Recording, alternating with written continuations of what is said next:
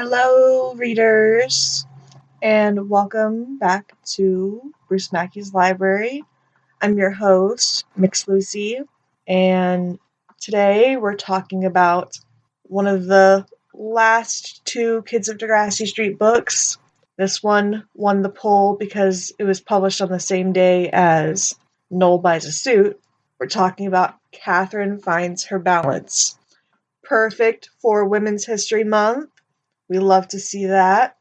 And it was published on January 1st, 1988. The dedication is to Yan, Sari, and Phil. That's Yan Moore, Sari Friedland, and Phil Earnshaw. I'm going to read the dedication for you from the book.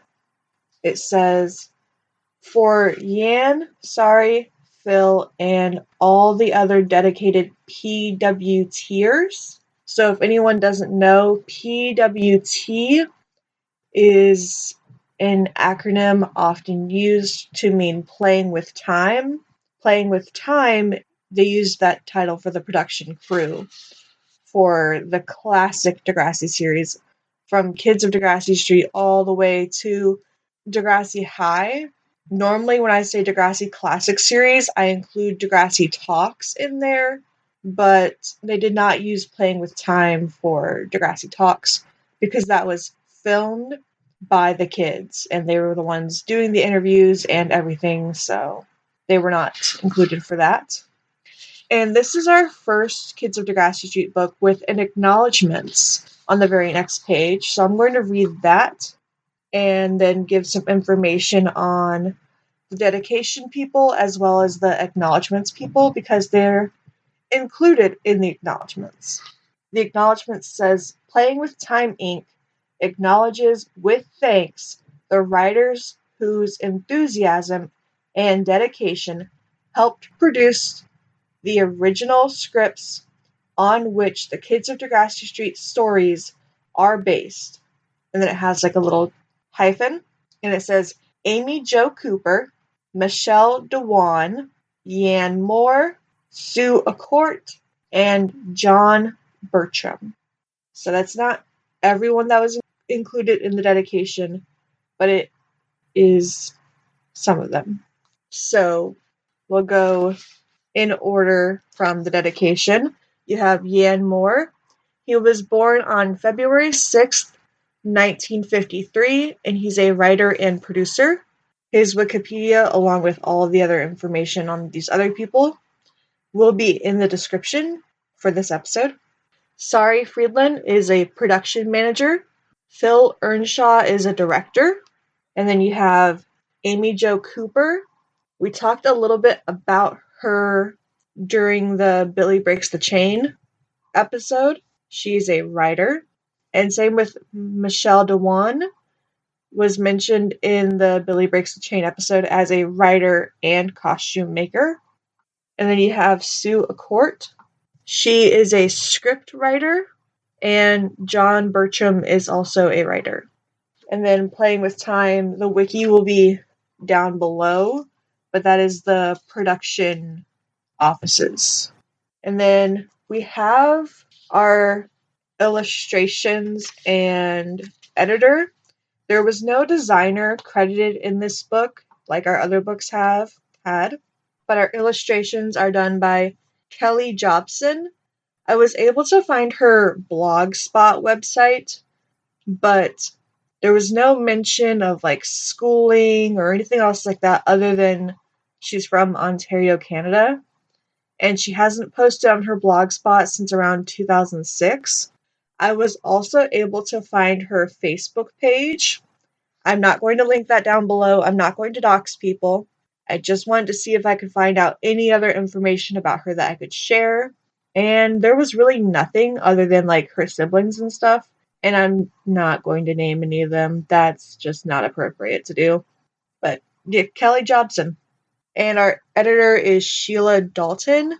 She's done editing before for these books, so I've mentioned her before, but her Goodreads will be down below. She's got like a few books that she's written and stuff. Her Goodreads bio was very long. I'm not going to read all of it. I didn't write all of it down. If you're interested, you can go to the link. This book has a Goodreads rating of 3.60 stars with 5 ratings and 0 reviews. None of that is including my rating. And the subjects, according to the Formac Lormer website, is juvenile fiction / family / marriage plus divorce, which does feel very accurate. And the Formac Lormer website's description says, "What do you do when you're caught between parents who are always fighting? Or if you have a dark secret you're afraid to tell anyone? Or if your family has to move away and your life is turned upside down?" Catherine Finds Her Balance and Other Stories shows young people who are faced with challenging dilemmas and respond with spirit and ingenuity. These stories offer delightful evidence of youthful creativity and resourcefulness in the face of hard questions, based on the groundbreaking Kids of Degrassi Street TV program. And the episodes included, I'm going to name them in the order that they're included in the book, are Chuck Makes a Choice, which is episode number 9, Catherine Finds Her Balance, episode 11, and The Canards Move Out, episode number 14. I do have some small trigger warnings here. This is literally the 3 episodes with the worst parenting ever, in my personal opinion, for this series. And there's some slave analogies that are not good. 1988. No bad words are really said, but that wasn't good. And yeah, marriage, divorce, fighting, yelling, and I'm going to say diet culture. Maybe some people wouldn't have had a trigger warning for diet culture, but I just feel like that's important. So, trigger warning on diet culture and slave analogies. So, we'll get started with page number 3. And I'm going to describe the pictures because this is not a visual medium and you can't see them. But the first picture is Chuck and Tina as they meet up at the library while Chuck is walking home from the halfway house and Tina is walking home from the library. And it's captioned as, "Tina ran down the steps to join Chuck. Boy," he thought, before he could stop himself, "what if she'd come out sooner and seen me outside the halfway house with Dad?" And my very first note is on page 3, where it says, here's the trigger warning for slave analogies. Maybe we shouldn't call her a slave driver, implying the kids in a play that they volunteered to be in are slaves. That's wrong. Not only did they volunteer to be there, but they're not slaves in any way. And this is referring to Ida, and it says, "It wasn't every day your little brother was chosen to play Robin Hood. He just wished the kids were doing a better job, and that Ida Lucas wasn't such a slave driver." Ida blew a piercing blast on her whistle as the kids bumped into each other and fell about in a tangle of jeans. And then there's thankfully not a whole lot more about that slave driver analogy. That's all that it was so far. There's another one in this book, but for now that's it. Because there are more notes about Ida being, well, Ida, on page 5, where it says, "Thanks," said Ida, squaring up for another tussle with the outlaws. Her glance fell on Chuck and Noel in the freshly painted Nottingham castle. "Hey, that looks good, you guys." Praise from hard to please Ida? The boys grinned in pleasure. And then she gets on them about not painting the trees. And Chuck says, "Besides, we're tired of painting." And he says, like, the little info says, "That was telling her." He put his end of the castle down with a thud and went to sort out his coat and Pete's from the heap at the side of the stage. After a moment, Noel, with a wary look at Ida, followed him. And then we get a little bit more info about Tina, where it says, on his way to the coats, Chuck passed pretty Tina Sheldon, the new girl. She'd only moved to Toronto from Hamilton that fall. Chuck gave her a shy smile and was pleased to see that she smiled back. She was perched on the costume basket, pushing elastic around the waist of a pair of green tights with Martin Schlegel, alias Will Scarlet, so that's who he was playing in the play, was watching her suspiciously. So, yeah, Tina is from Hamilton. They don't say that in the episode. I just thought that was really important to share because they do mention Hamilton a lot in this show. Like, Hamilton is where Gourmet Scum is playing in Degrassi Junior High. Hamilton is where The Dead Hand is playing in The Next Generation. Well, it's like season 10, so I guess it's not called The Next Generation then. It's just called Degrassi. But I always just say The Next Generation. I don't think I'm the only one who does that. And then my next note is on page 8, where I learned something. This book's always teaching me something. All these Kids of Degrassi Street books teach me so much that I never thought I would need to know.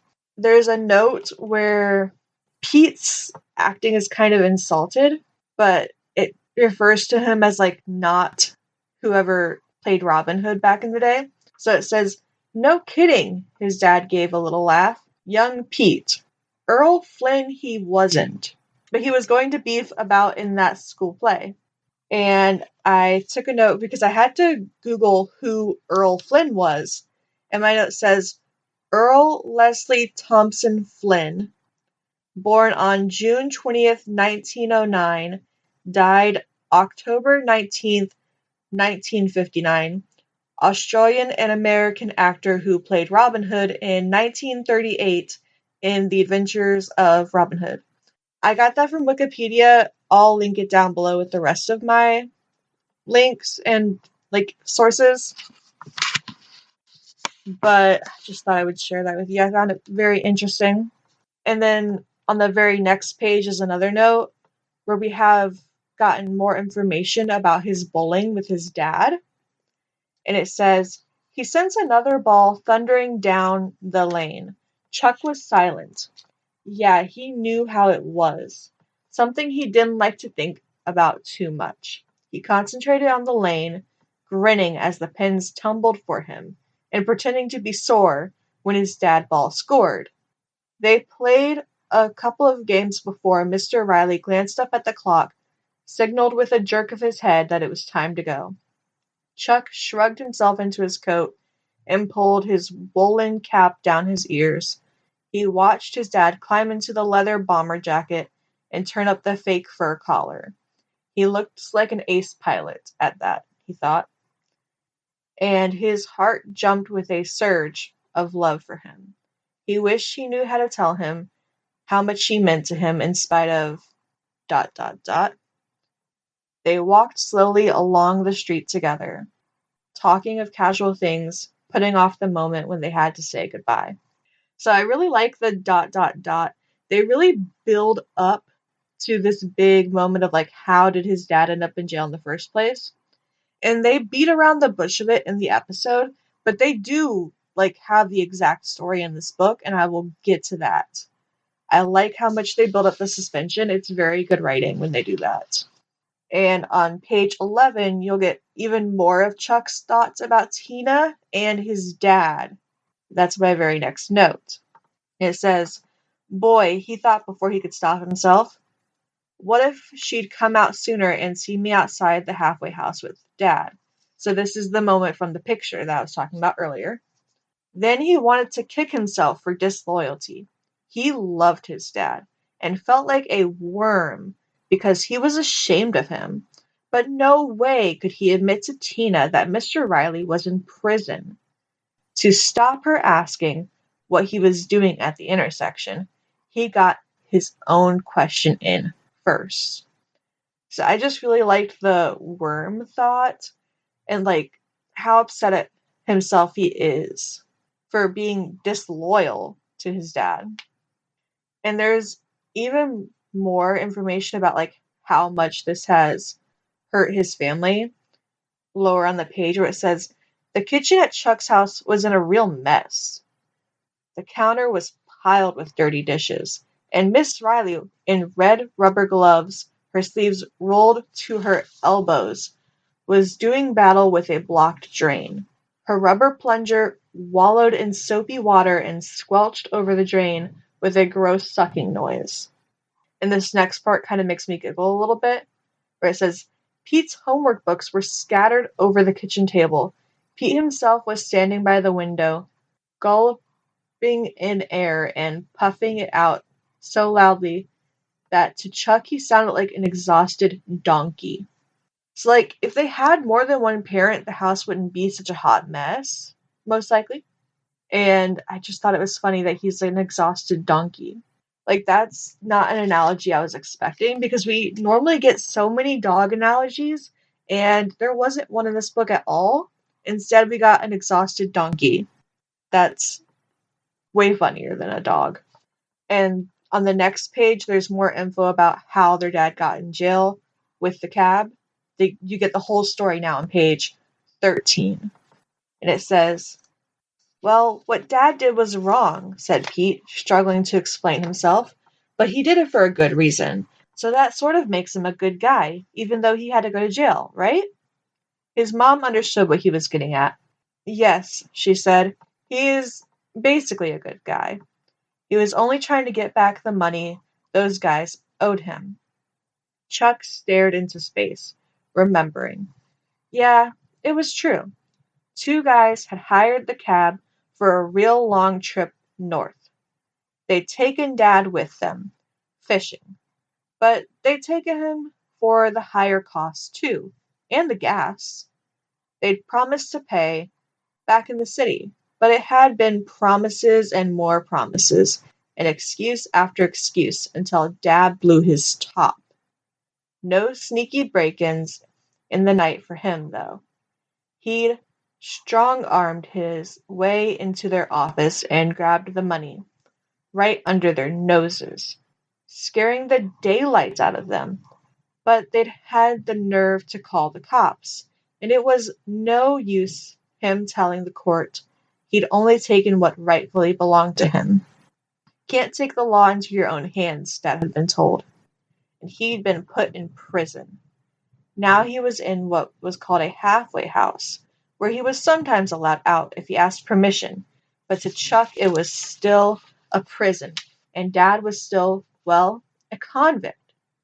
Chuck couldn't help wishing he hadn't done it. It had made him feel kind of ashamed of his father, and worse than that, ashamed for being ashamed. He dropped his head over his book, hoping his thoughts didn't show on his face. The others were much too busy to notice. Robin Hood was addressing the kitchen again on the rights of the poor and the needy. Miss Riley was back to struggling with the plunger. She gave it an enormous push and heave. The rubber cup came away with a loud plop. The drain gave away a disgusting burp, and the water in the sink splashed everywhere before disappearing with a gurgle. And then I read this long just so I could get to a joke that made me giggle. It kind of reminded me of something that Jocelyn would say. Jocelyn is Degrassi kid. They're like my best friend. Anyway, it says, Success, cried Miss Riley, soaked to her shoulders. Nothing succeeds like a parrot with no beak, chimed in Pete. Chuck and his mom groaned and made sick faces. So yeah, I just wanted to get to that joke. That's why I read for that long. But yes, I love getting the whole story of exactly what happened, because they really beat around that bush in the episode. And it really makes me wonder why they had to beat around that bush. Like, why couldn't they just say that? Like, why couldn't they have a conversation where maybe Pete kind of forgets exactly what his dad did or something, and Chuck has to remind him, or something to where we can actually hear as the audience exactly what happened? Because I don't know, it just feels like it would be more impactful if we got to hear, like, oh, how long has he been away? And how long is he supposed to be away for in the halfway house? What exactly is happening here? We don't get a whole lot of info on it. And I don't remember it being mentioned very many times after this. I just want more.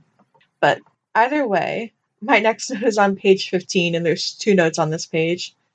But the next one is some information about what's inside the costume box when they're getting ready for the play. It says, whenever they could avoid Ida's eye, Chuck was backstage helping Tina sort out the costumes. Or rather, they were supposed to be sorting costumes. They'd found a bunch of dusty boxes stuffed with all kinds of oddball gear, from fencing masks to a feather boa, and top hats to a clown outfit. Now they were goofing around trying them on. Chuck could hear Lisa and Judy putting their lives at risk, disagreeing with the director. And Judy is actually the subject of my next note because in the episode, Lisa calls her Tracy, and everyone's calling her Tracy. But this is, as the book says, Judy, also known as Judy Erickson, Judge Judy from Connie Goes to Court. And I'll link IMDb down below, but apparently it's the same actress, and they thought her name should be Tracy before they decided on Judy, and I could not find any information online about why they decided to change her name. But Judy's the final name they decide on, and Tracy's just what they thought of beforehand for some reason. Or they said, okay, no, Judy. Like, I really want to know why. Why Judy? Why not Tracy? I like Judy better. I do feel like Judy's better, especially since she was a judge. And that means that Degrassi invented Judge Judy. But I'm really curious. I need to know. Anyway, the next page has another note about Chuck's real feelings for Tina and what's going on when Tina offers to come over and work at his house on the trees. And he says no. And it says, I'll do them tomorrow, Tina promised with a resigned sigh. She gave Chuck a sidelong glance.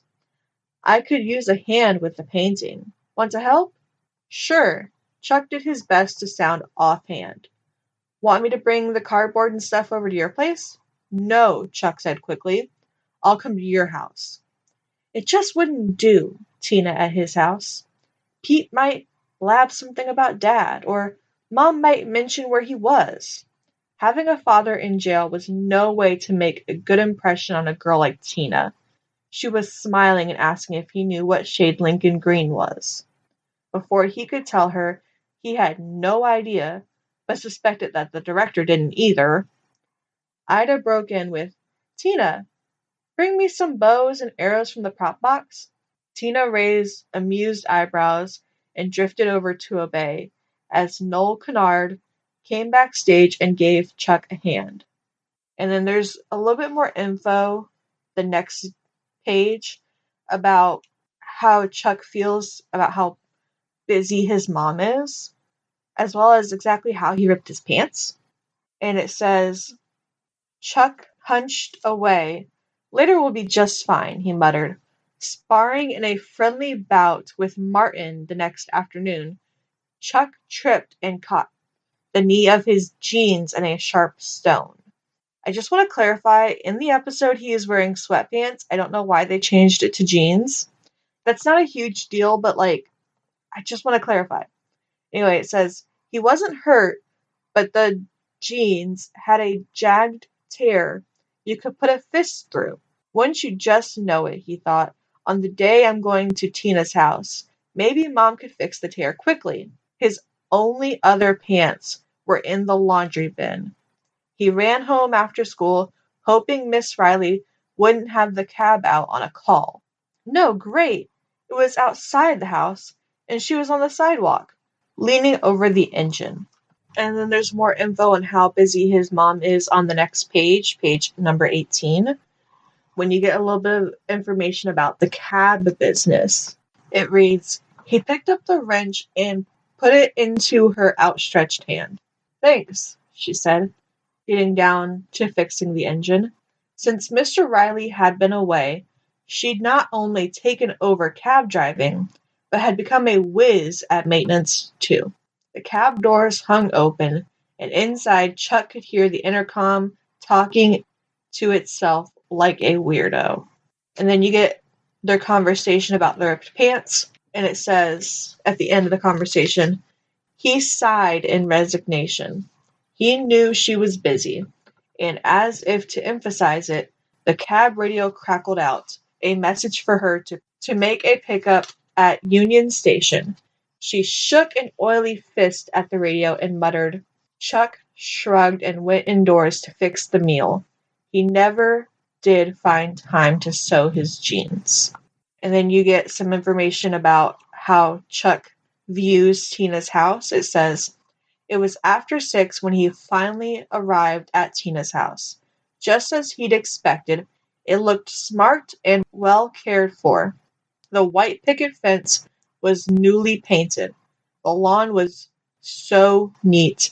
It could have had a manicure, and tubs of evergreens decorated the porch. It all made him feel a bit shy. He went around to the side door and rapped on the glass. Tina was working in the back room and let him in right away.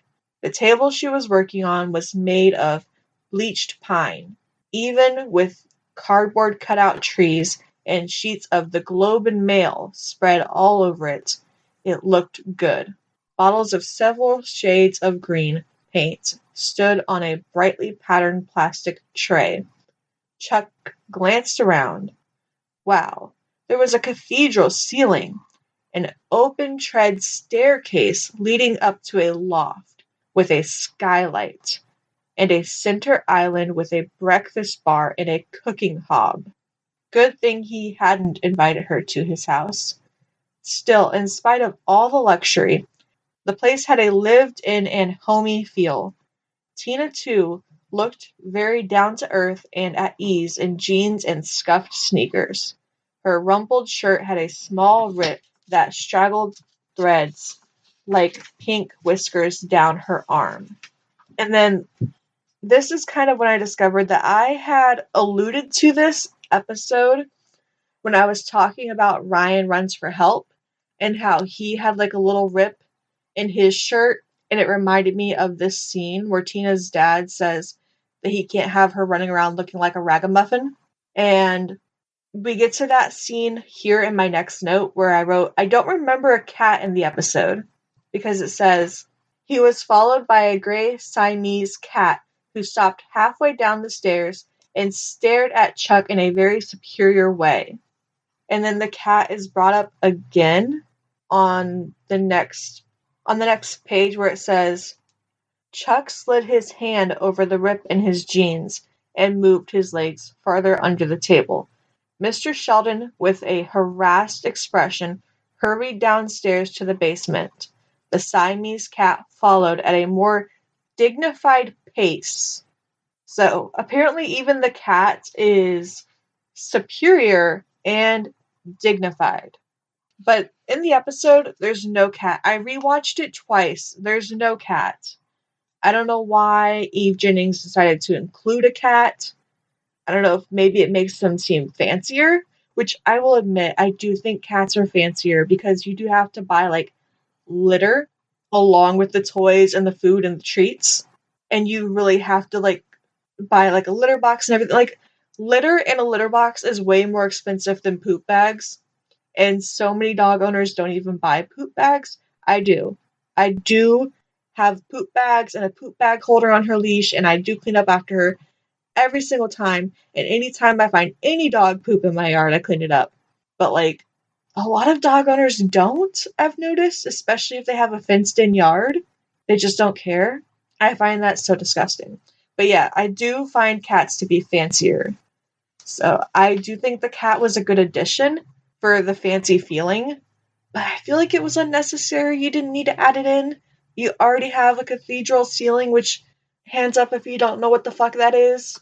Raise his hand. Like, I don't fucking know, but it sounds fancy. It's some kind of a church thing. Okay. Like, damn. Anyway, on page 22, you get a bit more information about the rehearsal in the episode at the school auditorium. It says, outside the school auditorium, Miss Gonzalez had fixed up a table where the kids could get juice and cookies during Robin Hood rehearsals. Ida didn't think it was such a great idea, but at least it kept the younger kids occupied while she supervised Chuck and Noel, who were setting up the Sherwood Forest on the stage. She had them arranging trees in clumps, first to the left, then to the right, and then in a bunch in the middle. No, she said, hands on her hips. That doesn't look right either. Maybe they should go back over there. With smothered groans, Chuck and Noel began to move the trees again. Tina came over to join them, giving up on Martin Schlegel, who was still loudly insisting that there was no way he was going to wear green tights. He didn't care what she said. He went across the table just in time to catch the tail end of what Pete was saying to a bunch of his merry men. And on the next page, you get a little bit more information. I'm skipping past when Pete and Chuck have a little bit of a conversation where it says, Chuck muscled in. Hey, you guys, Ida wants everyone on stage. He was too mad to worry about what would happen when they found out that she didn't. So yeah, my note says, OMG, he lied? So yeah, I truly did not catch on that he was lying in the episode. Like, I noticed he stopped Pete and talked to him real quick, but I was like, he just doesn't care enough about Ida to not have this conversation right this fucking second. But no, he lied. I was shook. I was like, oh my gosh.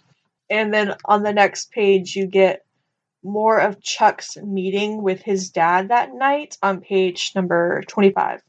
It says, Chuck arrived at the Queen City Bowl ahead of his father that Thursday evening. He waited for him at the marble-topped snack counter behind the lanes. The place was half empty, and the sound of rolling balls and falling pins echoed eerily. There was still no sign of Dad. Chuck checked his watch again. Maybe they hadn't let him out tonight. He'd give it 5 more minutes and then go. Problem solved. So the problem referred to there is he didn't want to give his dad the ticket to the play that Pete wanted him to give. And then there's more information about that on page number 28, where it says, Chuck regretted his actions almost instantly. Chuck didn't sleep well that night, and his conscience bugged him all the next day. At the play's final rehearsal that afternoon, he listened with only half an ear to Robin Hood and Maid Marian rejoicing over winning the Silver Arrow and foiling the wicked Sheriff of Nottingham. Maid Marian was warning the outlaws. You are brave men indeed, but take care. Beware of those who would be false and betray you. And then Robin Hood reassured her, and I'm just going to skip down to the end of the page where my note says more info about the post-rehearsal time and costumes. It says, the outlaws scrambled out of their costumes and bundled them at Tina before straggling towards the door.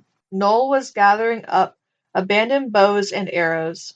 Chuck hung back from the crowd, found a broom, and began to sweep the stage. Out of the corner of his eye, he watched Tina hanging up costumes and wrangling with Martin, who had rehearsed in a Lincoln green jacket, a feathered cap, and tracksuit pants.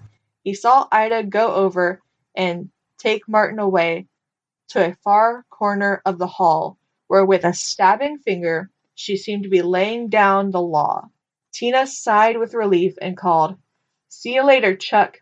And then you get a little bit more information about his conversation with Noel when he asks Noel about his stepmom, Gail. It says, Chuck had been thinking about Noel lately, how he'd gone through a bad patch when his father remarried. For a while there, Chuck remembered he'd been very grudging about having a stepmother.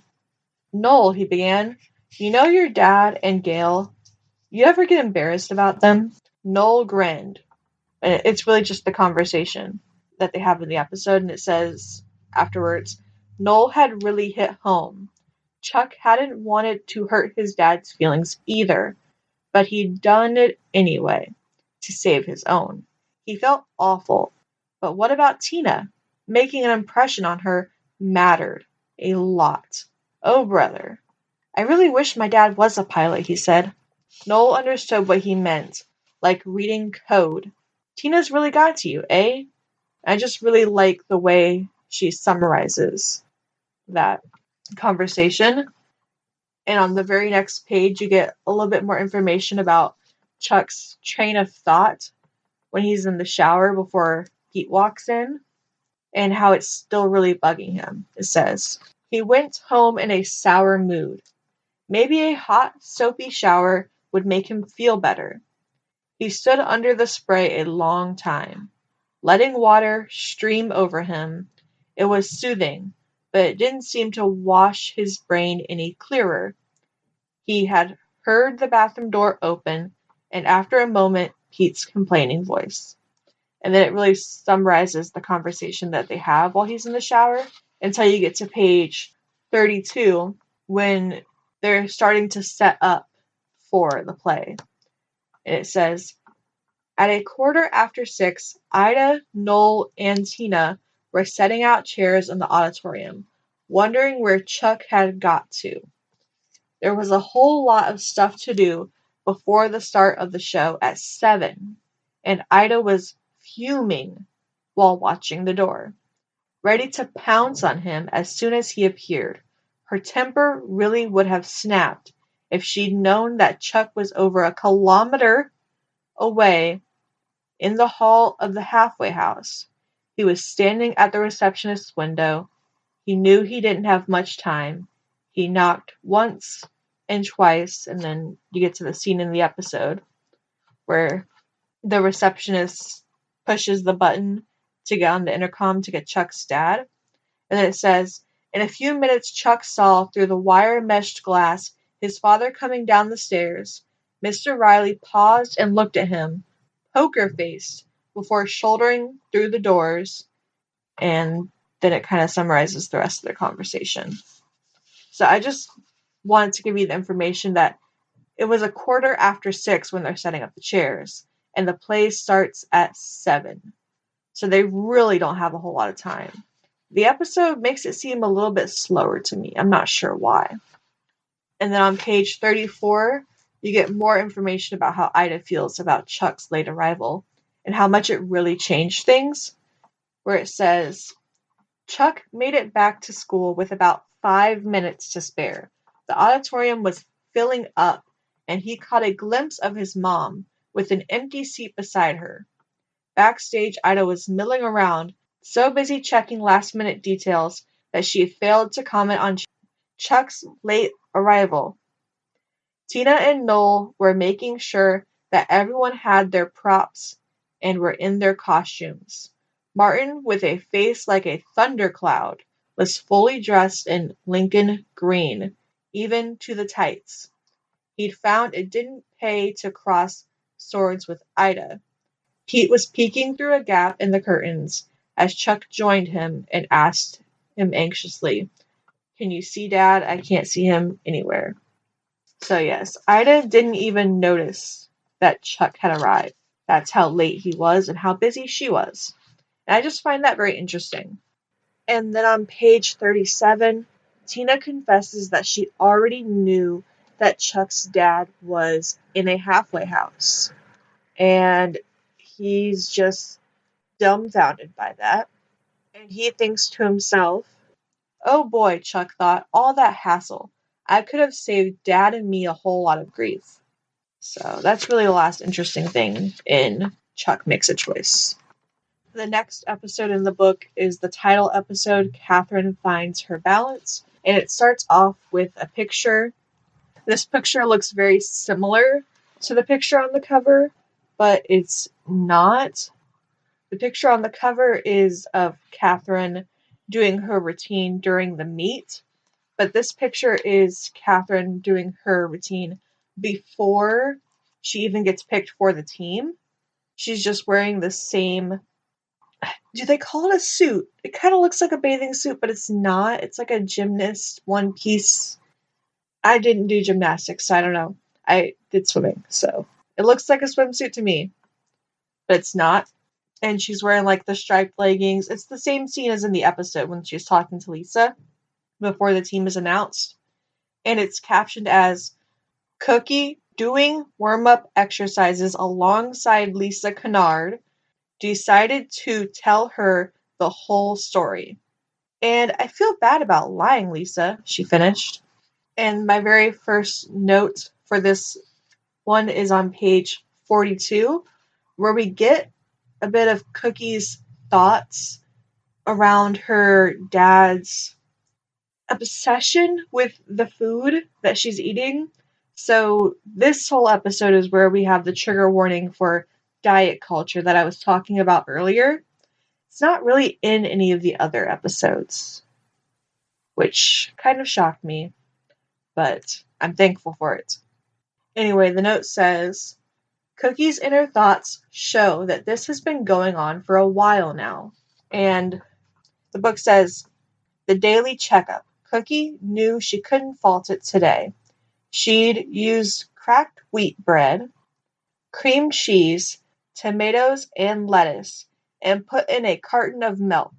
No potato chips, no donuts, no chocolate chip cookies, no cans of Coke. Bet he'd noticed there was no fruit. Wait for it. Yeah, there he goes. What about some fruit, Catherine? In my hands. She twisted her wrists to show him. He nodded in satisfaction. So I just really liked all the detail and like how she really expected this is exactly what he's going to say. She knows how to stop it. She knows what to do. It's been going on for a while now. And then on the next page, which is number 43, you have a little bit about how Cookie describes herself and how she feels about if she's going to get on the gym team or not. It says, Cookie didn't want to commit herself.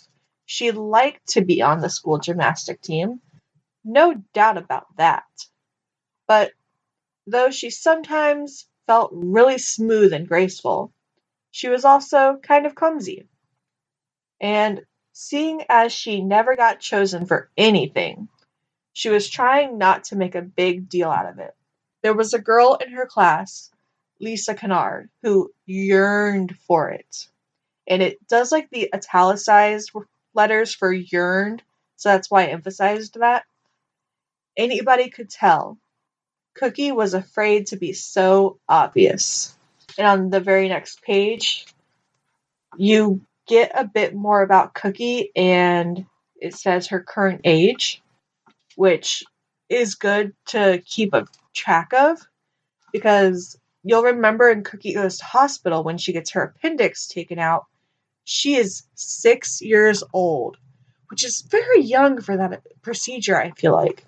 But anyway, it says, Jeff Peters drove off. And here's a note here. They spell Jeff Geoff. So, not Jeff with a J, but Jeff with a G. It says, certain that Catherine would sweet-talk Angie into giving her the junk food she loved. Food that threw his carefully balanced diet for an active 10-year-old all out of kilter.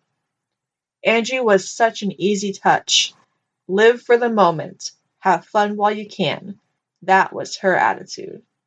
Catherine was always, well, different.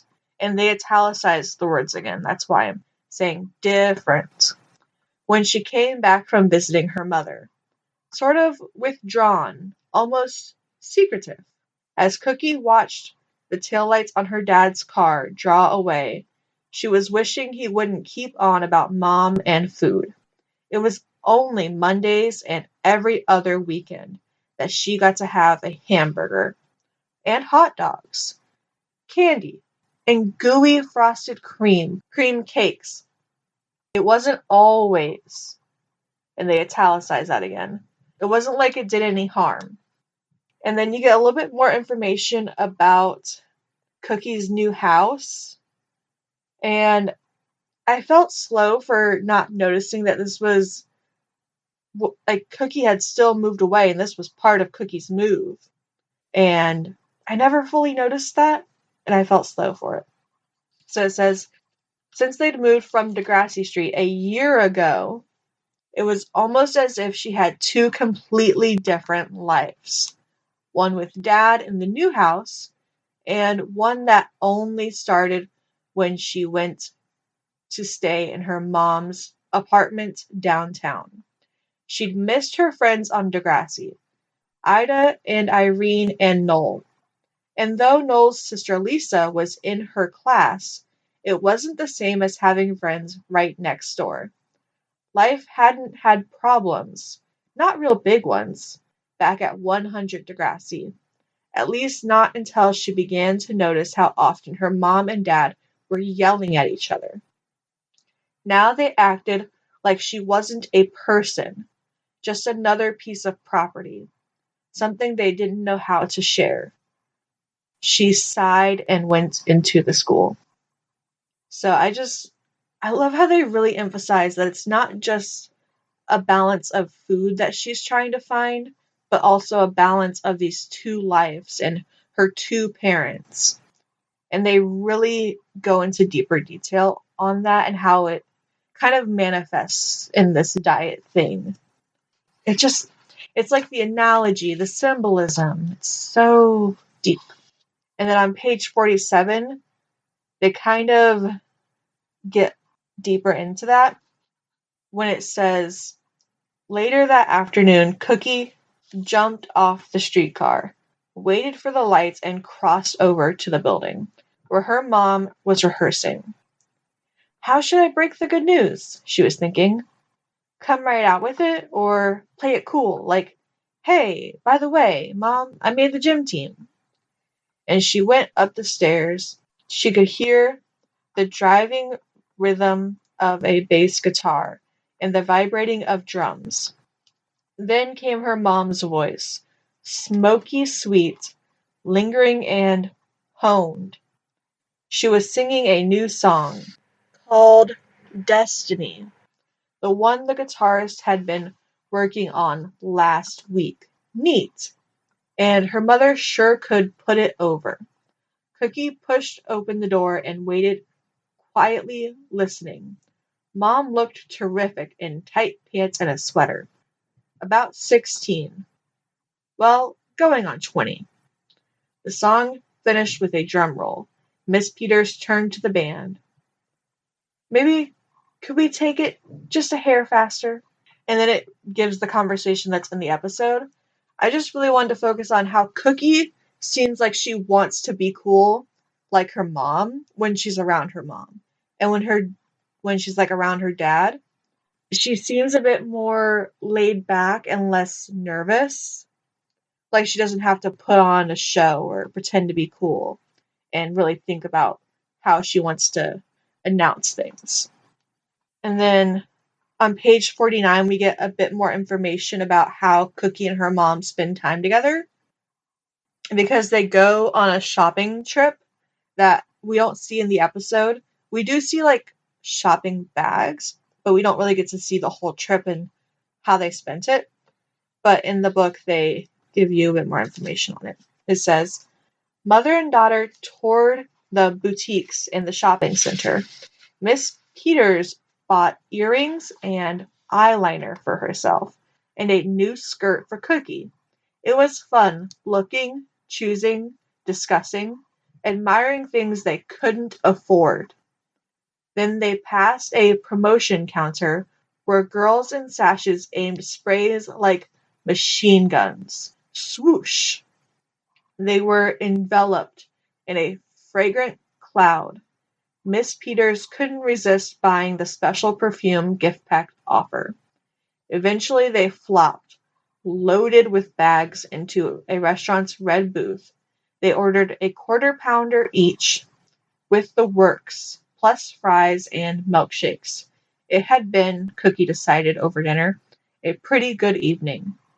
She bubbled the end of her milkshake with her straw. And then it goes into the conversation in the episode. But I just wanted to point out that Cookie's mom bought earrings and eyeliner for herself and then a new skirt for Cookie. And they go through that fragrant cloud of perfume because Cookie's dad really emphasizes that she smells the perfume smell like very strong. And I just found that really interesting because in the episode, you only see her spray the perfume on Cookie's wrist, and that's it. So I didn't understand why he said it smelled so strong until I read the book, and I was like, oh, okay. Because I was like, he's got to be exaggerating. Like, he's a drama queen. Like, there's no way. But no, there's way. That's way, I guess, is they went through a whole perfume cloud of way. I should stop saying it like that. I don't know where I was going with that, but there you go. And then on page 52, I wrote a note that says Cookie's thoughts feel very fitting here, where she kind of gets a little sassy in her thought bubble, if you will. It says, she sprayed herself angrily. Okay, yeah, this is talking about her mom and the perfume. So, again with the perfume, she sprayed herself angrily as if she were exterminating insects. Separation disagreement, thought Cookie uncomfortably. I think I should go now, she said. I found that little sassy separation disagreement. That was very funny. And then my next note is on page number 54, because they go into detail about this gross smoothie thing that her dad's making. And oh, this is going to be so disgusting because I just finished eating lunch, but I'm gonna describe it here anyway. Ugh. She rolled her eyes in resignation and followed. She'd been through scenes like this before, but tonight, after a double hamburger and an extra milkshake, she closed her eyes as a raw egg plopped into the blender to join the milk, glucose, peach concentrate, and other healthy horrors Dad had lumped together in his witch's brew. She wished she could close her ears, too, to the surge of the blender. Her father seemed to have recovered his temper. And then he asks her about the gym team, and she has to drink that milkshake? Smoothie? I don't know what you call that thing. But, ugh. Raw egg is... I can't even. And then, peach concentrate? With egg and milk? And I don't even want to know what glucose tastes like. I've never had it before. Thank God Glucerna exists and you can just drink that. Or something else, pre-made protein shakes exist now and you can just have those and they're mostly fine and no one is drinking raw eggs anymore. Please. Please. That's just... Ugh. Anyway, on the next page, I wrote, interesting to see the emotional exhaust, but not identify it as that. Because we get a note where Cookie's dad, can tell that she's emotionally exhausted, but he's not seeing it as emotional exhaustion. He's seeing it as something else. I'm not really sure what. It says, he raised his eyebrows as she bent over her glass, seeming awfully interested in what was inside it. Odd, he thought. Parents were usually welcome at all Degrassi events, but there was no use pressing Catherine when she'd just come back from a visit with Angie. There'd be the usual sulks and silences. Best to put it on hold. Now, what he's identifying as the usual sulks and silences is emotional exhaustion from the adjustment of, I had so much fun with my mom, to, oh, now Dad's forcing me to drink raw eggs. And as a child of divorce, I can identify this very easily. I would often get home from spending a weekend at my dad's house and be so exhausted from the changing mindset because my dad's rules were so different than my mom's, and especially with his homophobia and racism and all that conservative bullshit, versus my mom, like, who was rarely ever able to be a mom anyway because she had 3 kids and a full-time job and no one to help her out. So, like, that emotional exhaustion was there, and I had those, what he's calling sulks and silences, but it's really just, you need a few hours to yourself to remind yourself, like, hey, this is how I act here, and that is how I act there. And she doesn't get that time. She walks in the door and he is there, and he's saying, you smell like a perfume factory, and I can't believe you ate junk food. Here's some raw eggs and other disgusting food. I'm so focused on the raw eggs, I can't even with the salmonella. But that's emotional exhaustion. It's not sulks and silences. It's not, like, I don't know how he doesn't see it as an adult, but he's just so wrapped up in all of his own shit. Anyway, you get more information on how much her parents have been fighting on page number 56. That's the very next page. You may have forgotten what page I was on because I went into a bit of a rant there. I'm so sorry. Because Cookie and Casey and Lisa end up talking about a birthday party in the episode, and you get more insight into that birthday party here on this page. And it says, Lisa understood. She remembered the last birthday party Cookie had at 100 Degrassi Street. Mr. and Mrs. Peters had yelled at each other in the kitchen, real loud. Cookie had burst into tears and raced upstairs, while the partygoers stared at the candles weeping wax onto the cake frosting, which sounds disgusting, wondering what to do. She could still hear Cookie's dad shouting, "And your friends are creeps," as the front door slammed behind Mrs. Peters. It's not their fault they don't get along, Cookie said defensively. And then there's a saying I have never heard before in this book where it says, she loved them both, if only she wasn't piggy in the middle.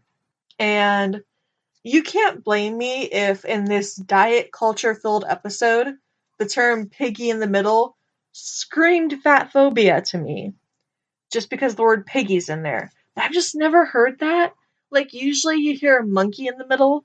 That's the name of the game that you play, like when you toss a ball to someone back and forth and there's someone in the middle jumping. I don't know how else to describe it, but that's normally monkey in the middle, not piggy in the middle. Anyway, there's another note on that page that says, I didn't realize that was a sleepover. I just thought they were hanging out. So in the episode, they're at Cookie's kitchen table at her dad's house doing homework, and apparently that was a sleepover. According to the book, it says, Lisa gazed at her friend sympathetically. Her real mom had died when she was very little, and her stepmother was great. It must be just awful for Cookie, trying to please 2 people who couldn't get along. Cookie was glad that Lisa and Casey were sleeping over at her place that night. It was nice to have someone to talk to besides her dad, especially under the circumstances. So yeah, I didn't realize that was a sleepover in the episode, and I just thought that was important to point out, because I feel like a lot of people probably missed that. Maybe I'm wrong. On page 58, you get a bit more information about that last year where they were really fighting. And my note says, they describe it as if there was so much at home that Cookie couldn't focus at all, which is probably why she flunked. It says, Cookie shrugged. No sweat. I've done all this before. I flunked last year, remember? The year of battles, the tears, and the breakup. The other 2 girls bent over their work, avoiding the subject. And that's when the phone rings, and it's Mrs. Peters on the phone. But yeah, the year of battles, the tears, and the breakup. Like, so much going on at home that's probably why she flunked. That's probably why they mentioned it right after she says, I flunked last year, remember? I love how they point that out in the book. Like, in the episode, I didn't fully catch on to that, but it makes so much sense. Because I didn't realize how long her parents were separated for, and that makes sense now. And then my next note isn't until page number 65, where we get a bit more information about Cookie's mom's apartment. And it says, Cookie loved her mom's apartment. The mirrors, the wall lamps, the closets full of clothes, the makeup bar. Propped up in a swivel chair, one new slipper on and her bandaged ankle raised on a cushioned stool. Because this is like when she was faking her ankle being broken because she didn't want her mom and her dad to go to the same meet and be there at the same time. Very Parents' Night, Toby. It says, she was happily experimenting with eyeshadow. She brushed on a generous amount of blue, then added lavender, gray, and green. Her eye was beginning to look a bit bruised. 3 rounds with Sugar Ray. She started on the other eye. Green, brown, and gold. Dying leaves in the fall. Across the room at another mirror, her mom was draping new scarves around an old blouse. Their eyes met in the glass, and Mrs. Peters smiled at her daughter's decorated face. And you get a little bit lower down the page, and it says, Cookie watched through the 2 mirrors. A line of moms swayed and twisted in unison, each one holding 2 scarves. So they really emphasize the 2 mirrors, and I feel like they're emphasizing the 2 households, 2 different diets, 2 different mirrors. It's really good visualization, description. I don't know. I just feel like it's powerful, okay? Don't judge me. I don't know how to describe it. In my next notes on the very next page, number 66, when you get a bit of Cookie's thoughts on lying and how she can't decide whether or not she should be lying and kind of what her mom says about it. It says, what if you could make the one you didn't choose feel better by telling a lie? Just a little one. She could see her mother was weighing it all up. All grown-ups told little lies. She'd heard them. Sorry, I lost your address, when they'd forgotten to write it down. Sorry, got another date, when they just didn't want to go. Sorry, not the color I need, when they didn't want to buy something. But they always had to tell their kids lying was wrong. Mostly her mom was very direct and honest, not the type to duck the truth. And then it says Mrs. Peters decided to be honest about lying, and it continues to tell the conversation. I just really want to show you the examples she came up with in her mind, because I feel like they are very valid for a child to jump to. Like, it's not that hard to believe that she would be confused about whether or not she should lie about these things, when those are the examples that she's grown up with. We all hear parents lie like that. And then on the very next page, we get another note because we get more information about the weekend with her mom and how they spend it. It says, to Cookie's relief, her mom didn't press her with questions. She seemed to think that a little bump had been exaggerated for sympathy and left the subject alone, except to say, well, you'll be able to take part in the meet after all, right? Somehow Cookie just couldn't find a way to tell her mother the truth. Not that night, not the next day when they went to the supermarket and out to a movie, and not on Sunday when she mostly worked on her homework and read the Sunday comics. She thought about it once in a while, but a good opportunity never came again. Sunday evening, her mom drove her home and kissed her, saying, see you at the meet tomorrow. I just thought that was really interesting, like, to describe what they did and how she just couldn't find that opportunity. I don't really feel like that's what her dad would be taking her to do. It's really good to get that big difference about what they're doing. And then on page 69, Recognizing her dad's anger like this is scary. Very familiar to me, TBH, is what the note says. Because the book says, the tension grew. There was something familiar about the way things were going. She'd overheard it so often before. Her father leading up to a fight with her mother. So cold, so polite, then watch out. And that's because this is when her dad had already read in the community newspaper when the meet was and had realized that she lied to him. My dad was often like that, where he'd get real quiet and expect you to know exactly why he was upset. And whether you did or not, he would still get like really loud and yell. And it was always a whole thing where like he's really polite at first. You think you're probably okay. Unless you've heard it before. Then you know exactly what's coming. So it just really, I related, okay? Gosh, I don't know what else to say. And there's kind of another note about this on the very next page. The way this is said is very powerful. The book says, this was dreadful. She'd only tried to keep them apart so there'd be no fighting. And now the room was ringing with the same sound of raised voices that had made her so unhappy last year. Her father gave her a searing look. You didn't have to lie. Lying never solved anything. So I just found it very powerful the way it's like, this was dreadful. She really tried so hard to keep them apart so no one would be fighting and no one would be yelling and everyone would be okay. The parents are acting like it's all her fault, but it's their fault because they can't get along at all and they're making her have to choose. But they're trying to make it seem like, well, she didn't really have to choose. No, she had to choose. Like, otherwise, she wouldn't be the star at her own show. Her parents would be the star at making her embarrassed at her own show. Where Meet, I don't know why I keep calling it a show, but you know what I mean.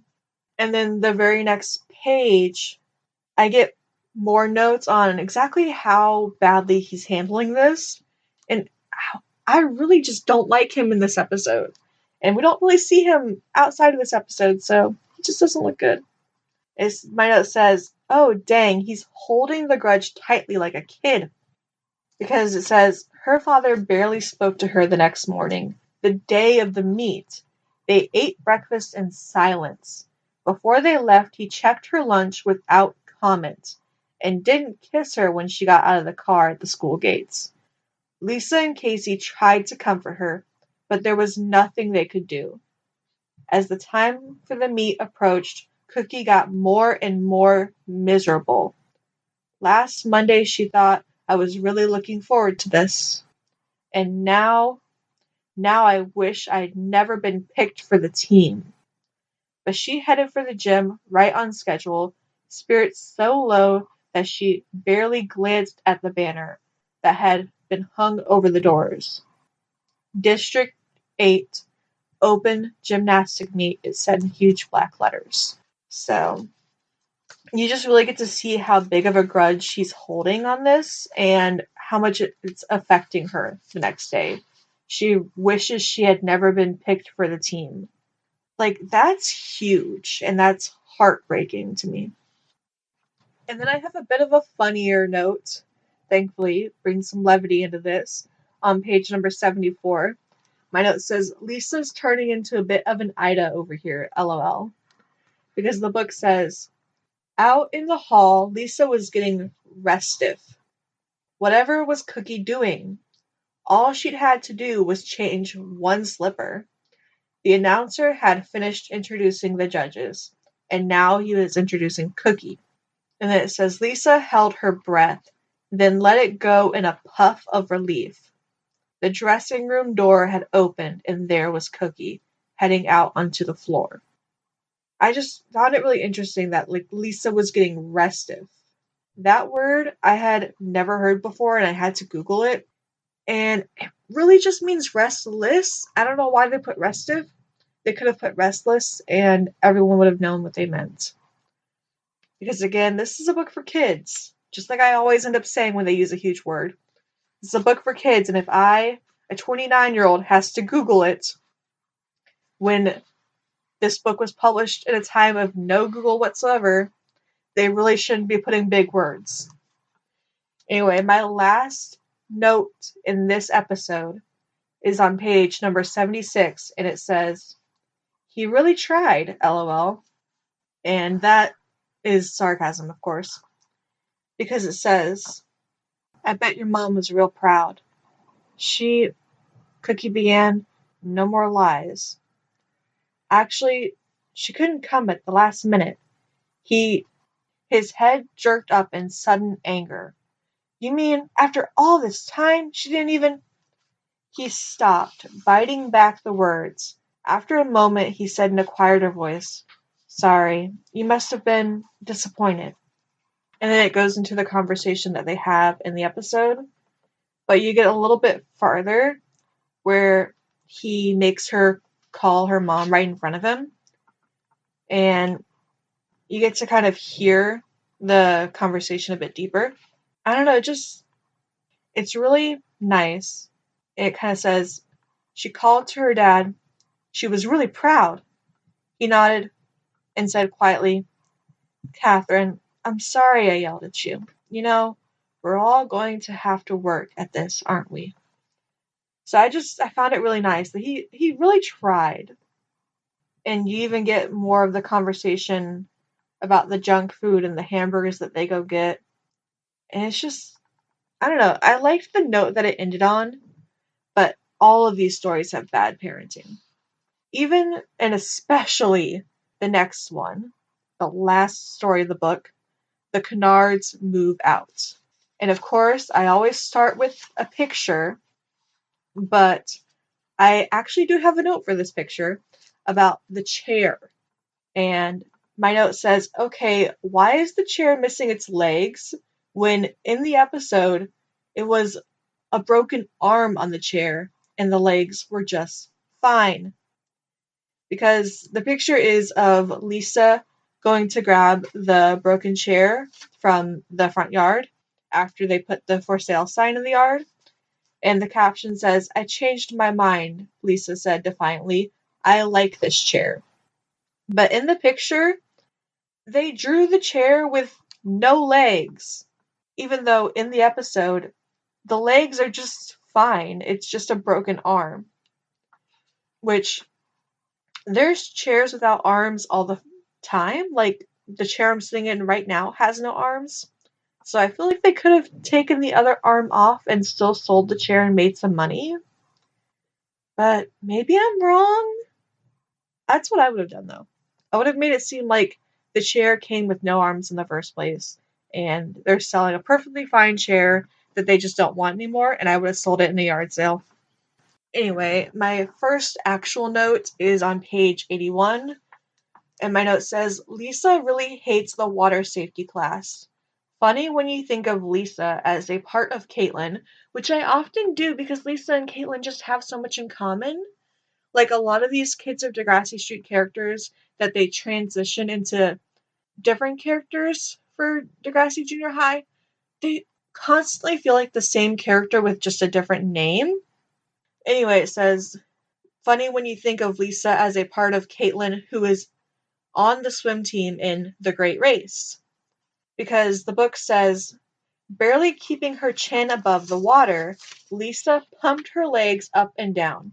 I'm just like a clown on a unicycle," she thought. "Except that clowns don't gasp for breath all the time, or get splashes up their noses, or keep swallowing half the pool. Some people can tread water," she thought, "and some people can't."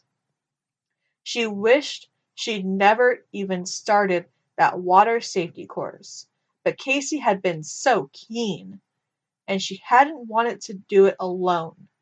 Casey seemed to enjoy it so much. She bobbed beside Lisa, her head and shoulders right out of the water. Lisa took a quick peek at the instructor on the pool deck. Through the silvery drops on her eyelashes, she looked kind of distorted, all wavy lines like someone in a funhouse mirror. She didn't seem to be looking Lisa's way, so she took the opportunity to let her legs float up behind her and take a secret little rest. Uh-oh, the instructor had spotted her. I find it very interesting, and this is just me personally because I have a lot of experience with this. Well, okay, this is like white privileged as fuck to say I have a lot of experience with this, so technically I don't, but I've witnessed it.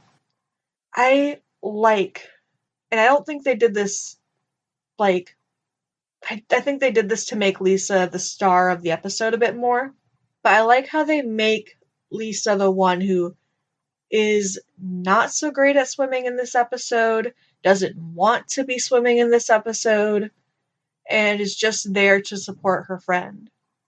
Because of the amount of, this is going to get like into racism territory, but the amount of racism put on people of color in the whole swimming atmosphere, and a lot of that was because of segregated pools and how white people didn't want people of color swimming in their pools because, and I've witnessed this in my own life, white people would say that people of color made the pools dirty or insert other racist thing here.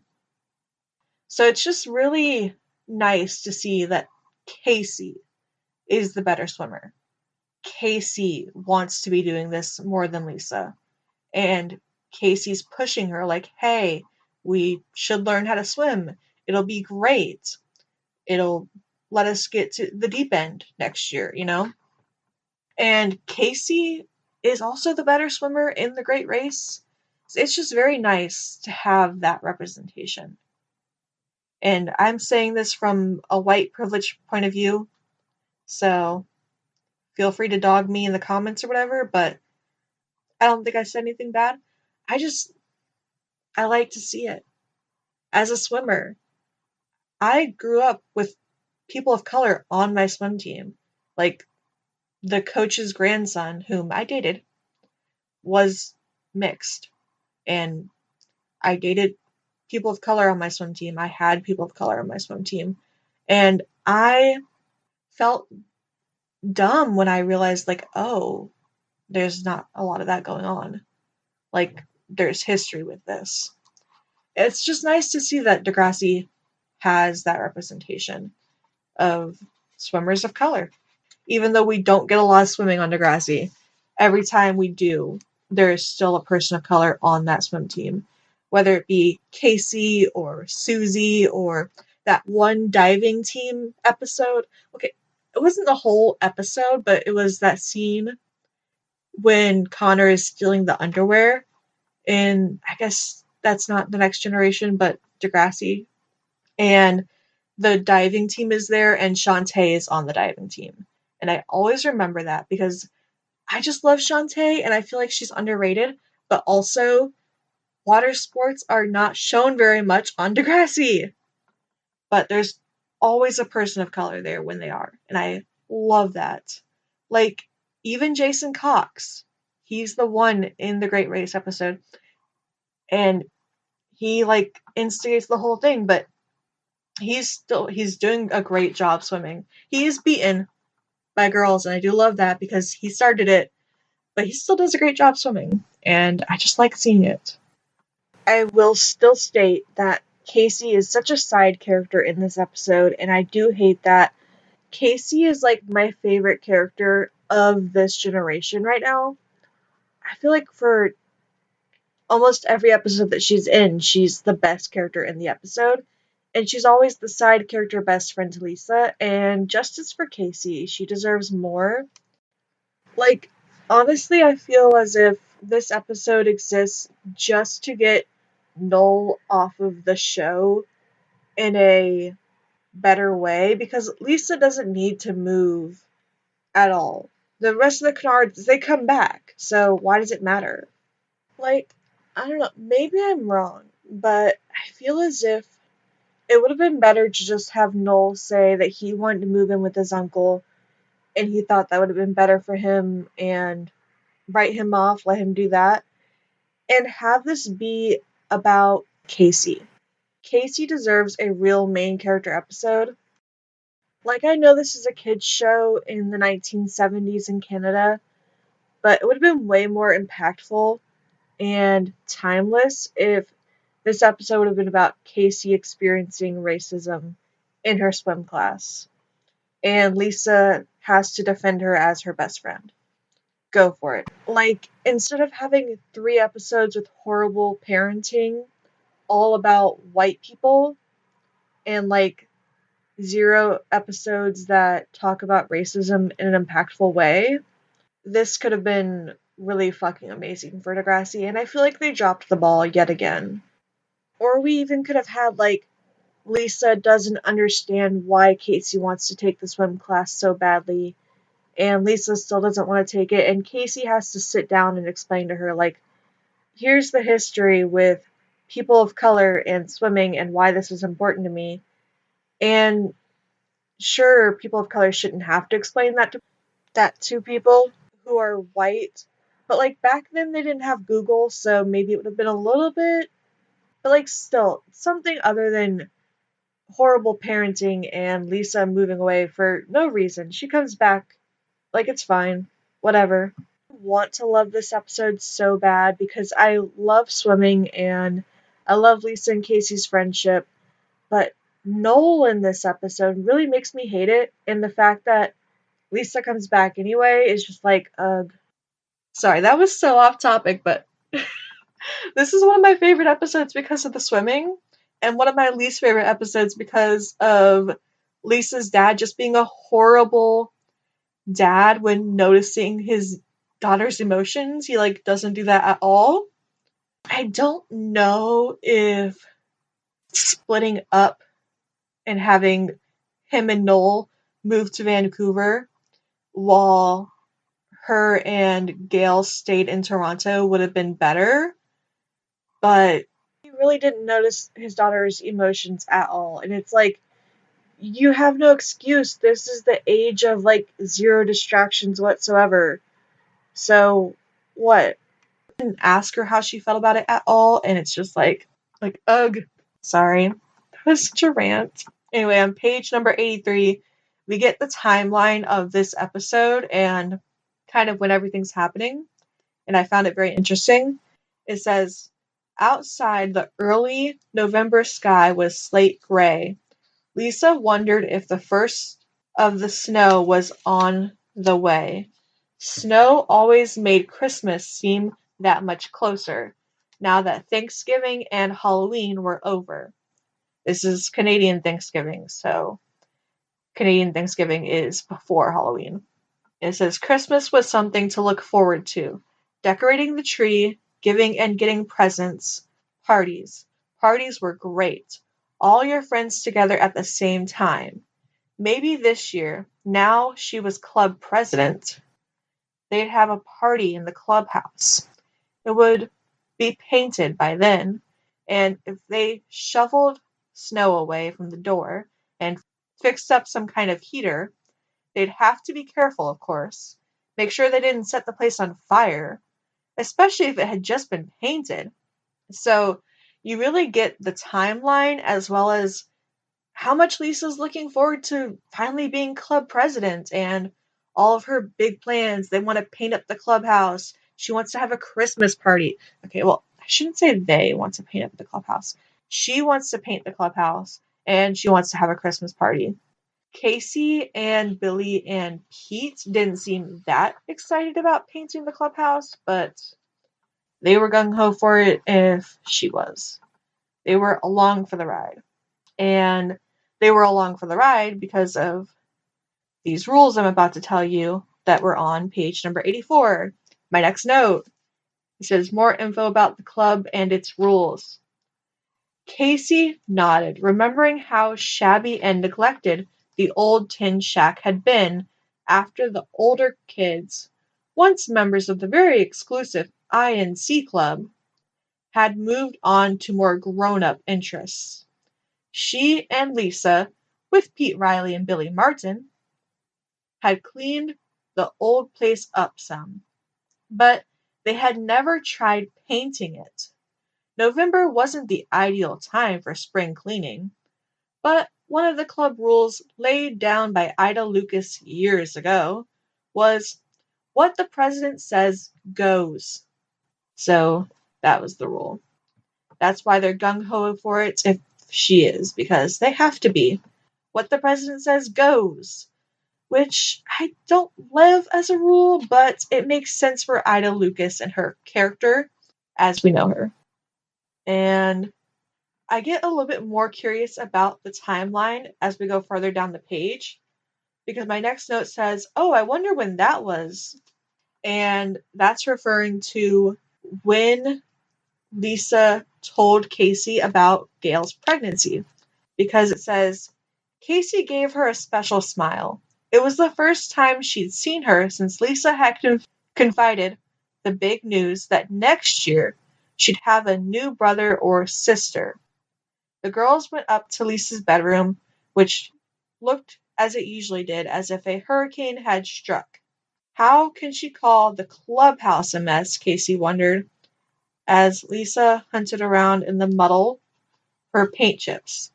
And I just found it very interesting that Casey hadn't seen Gail since she found out about the pregnancy, but they still didn't know if it was a boy or a girl. And that kind of makes me wonder, how long ago did Lisa find out, and when did she decide to tell Casey about it? Because you normally find out, I don't know the timeline for 1988, so don't judge me here, I might be wrong. But you normally find out I'm going to say sex, not gender, because gender is a construct and a social experiment, if you ask me. The sex of the baby around the 6-month mark, I feel like. So she can't be 6 months pregnant because they would probably know the sex by then, unless 1980s is different. So I'm very curious when she found out and how long she kept it to herself before she told Casey. Just because later on in this book they point out that Lisa doesn't often keep secrets from Casey, and you already know they're best friends, which I absolutely love their friendship, and I know so many people are going to hate this, but I feel like they're very gay together. I feel like they grow up to realize that they are in love with each other. I could be so wrong, and I'm okay if I'm wrong. We'll never really fully know because we never see them past elementary school, but they just feel gay. Anyway, I just found that interesting. I was very curious how long she kept it a secret. My next note is this is when they get into their fight, and I made a note about it because they give us Lisa's point of view of the fight. So my note says it's interesting to hear Lisa's point of view of the fight. It says, Lisa ran a little way down the stairs. She'd never heard her father and Gail quarrel like this, and it frightened her.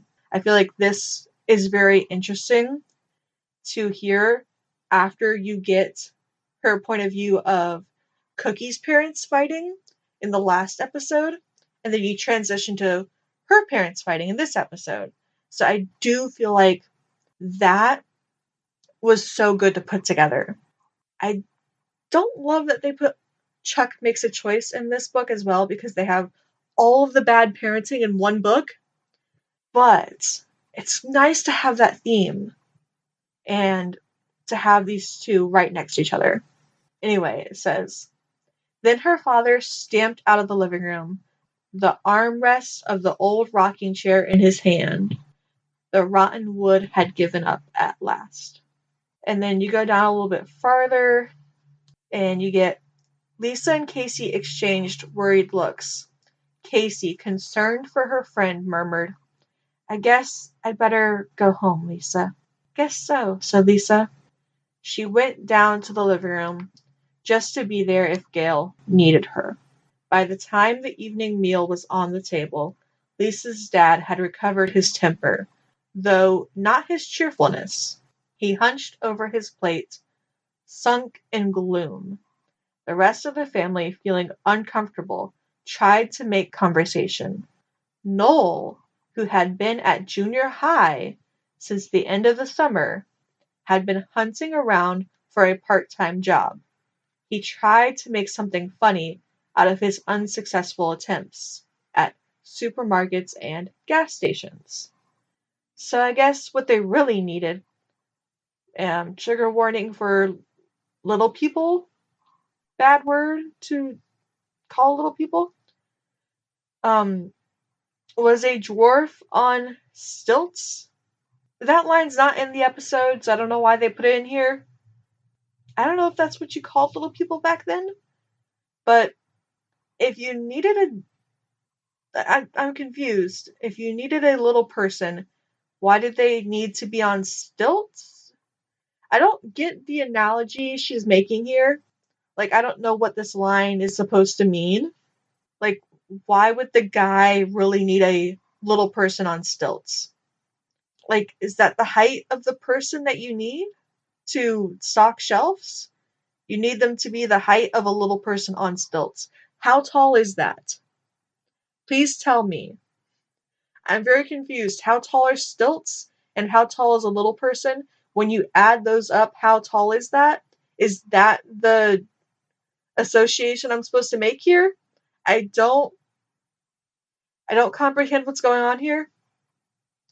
Like, I, I don't know, that's the line though. I don't know. Anyway, his father didn't crack a smile, and neither will I, it says. He just went on eating wordlessly. Lisa tried describing her plans for the clubhouse, but Mr. Canard continued to look glum. I'm really just reading into my next note. Then the telephone rang. They didn't know it, but it was signaling the beginning of big change in their lives. Motioning to the others not to get up, Mr. Canard answered it with his usual business-like, "Don Canard, general contractor." Then his voice changed to a friendlier tone, where my note says, "This is interesting. Hey, Jack, little guy. How are you doing? How's things in Vancouver?" He began to wander out into the hall, extending the phone cord. They heard him say, "Oh, sure, everything's fine here, kid. Yeah, couldn't be better." This is the interesting part. Lisa and Gail exchanged glances. Gail turning up her eyes to the ceiling with a hopeless, "I give up" expression. Noel, who'd missed the quarrel, looked at her, puzzled. He'd had a feeling that something had gone very wrong, but couldn't figure out what. I just found it so interesting that Noel caught on to something had gone wrong, especially when you consider he had been out all day looking for a job and got turned down everywhere, and yet his dad is sitting here on the phone saying everything's fine here. Like, it's obvious, Noel, not everything's fine. There's money troubles. Gail's mad that your dad is lying to his brother. Put it together, kid. But he's not sure what had gone wrong. But he figured it out. He knows. Something's not right here. And then we kind of have my next note on page number 91. So we do skip a little bit before we get to my next note. And my next note says, a look at everyone's reactions to the news of the move to Vancouver. And it says, "Move," Lisa thought, "to Vancouver? Right out west 1,000,000 miles? Surely he couldn't mean it." She stared speechless. Noel was the only one who seemed excited, asking questions and making suggestions. His father didn't seem to notice that everybody wasn't as enthusiastic as he was. "Don't go counting your chickens just yet. You know me. I like to look before I leap. And I'm going out there at the weekend to size things up. Jack offered to pay the fare. But what a break, eh? Should be no problem. I mean, I've been running my own business for years." He put an arm around Gail and hugged her. "Looks like the baby might be a little Westerner, eh?" Gail smiled, pleased for him. Noel was making plans, dreaming up a great future. Lisa just stared at the wall.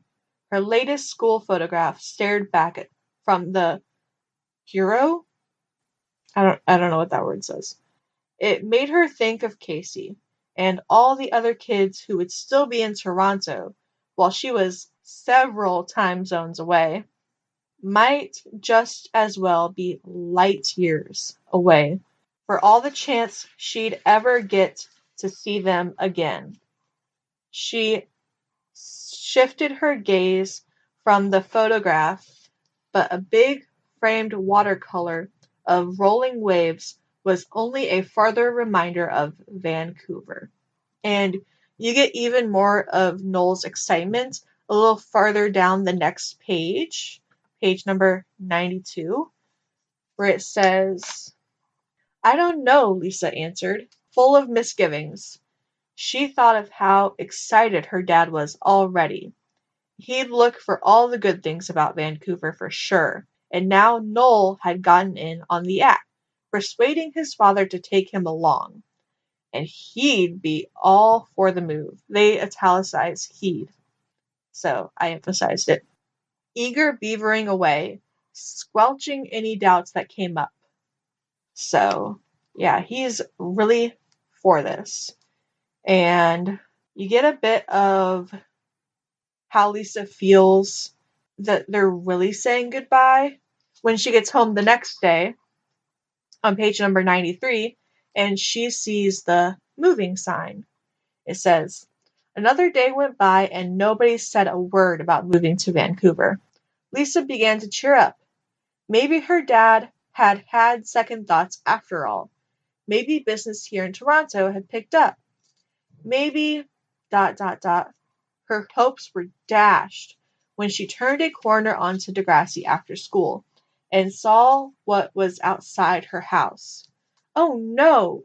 She began to run, leaving Casey without a word. Stuck into the flower bed by the garden fence was a tall red and white sign, "For sale, by Beach Realty Inc." It wasn't even the real estate office where Casey's mom worked. That seemed to make it worse, like they were deserting old friends already. She rushed into the house and burst into the living room. So, you may have forgotten that Casey's mom was a real estate agent, but you'll remember the episode Lisa Makes the Headlines. They were working on the Degrassi Journal in Casey's mom's real estate office. That's where their printing machine was. So it is kind of shocking that they used Beach Realty Inc. and that's not where Casey's mom worked. Like they could have at least given her the sale and they didn't. And that actually did shock me because I did forget that Casey's mom was a realtor. And when they pointed that out, I was like, oh shit, that adds to the drama. And you get more information about that day on the very next page. Page number 94. It says, "Lisa felt a big lump come up in her throat. Gail, Noel, her dad. It seemed as if they all felt the same way. They couldn't wait to get away from Degrassi Street and Toronto. Nobody ever asked her how she felt about it. She turned away and went upstairs, fighting tears. Maybe Gail would like to go along on the trip tomorrow too. I'm the only one who doesn't want to go. And you, Rover, her fish," she thought, watching the goldfish circling its bowl. "You don't want to live in stupid old Vancouver, do you?" The bustle in the house the next morning woke her early. She could hear her dad calling that he couldn't find the suitcases, and Gail calling back that they were under the bed, where they always were. Then he couldn't find his blue shirt or his white sweater, and Noel was complaining about a button off his jacket. Both anxious to be off, Lisa told herself that the bus didn't leave for Vancouver until nearly 5. So they'd be okay. She got out of bed and washed and dressed, then, unwilling to join the family, stood at her bedroom window, staring down at the street on the sidewalk. The garbage was piled and ready for pickup. Gail came out and added one more item to the pile, the broken rocking chair.